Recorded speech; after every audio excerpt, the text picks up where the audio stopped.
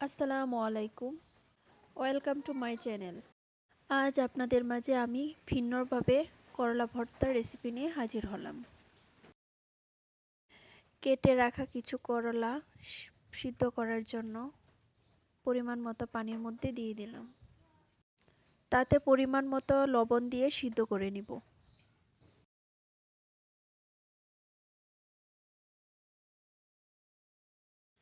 করলাগুলো সিদ্ধ হয়ে গেছে।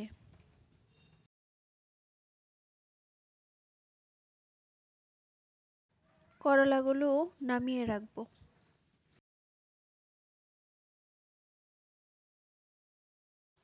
একটি প্যানে পরিমাণ মতো তেল দিয়ে সিদ্ধ করা করলাগুলো ভাজার জন্য দিয়ে দিব। আমার ভিডিওটি ভালো লাগলে লাইক, কমেন্ট, শেয়ার করতে ভুলবেন না।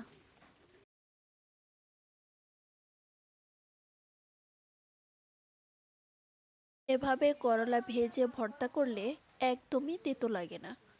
আপনারা এভাবে ভেজে করলা ভর্তা করবেন। শুকনো মরিচ, পেঁয়াজ, লবণ একসাথে মাখিয়ে নেব।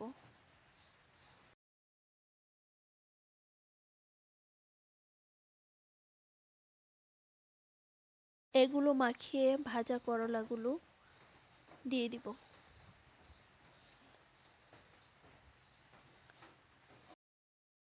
সব উপকরণ একসাথে মাখিয়ে নিব। আমার চ্যানেলটিকে সাবস্ক্রাইব করে পাশে থাকবেন। করলা মাখানোটা একটু কঠিন হয়ে যায় কারণ করলাগুলো একটু শক্ত থাকে। একটু সময় নিয়ে মাখিয়ে মিক্সড করতে হবে। আপনারা অবশ্যই কিন্তু একবার ট্রাই করে দেখবেন আমার এই ভর্তা রেসিপিটি। পরিবেশনের জন্য প্রস্তুত। ভালো থাকবেন সবাই।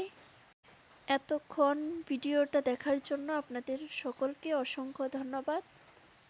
আল্লাহ হাফেজ।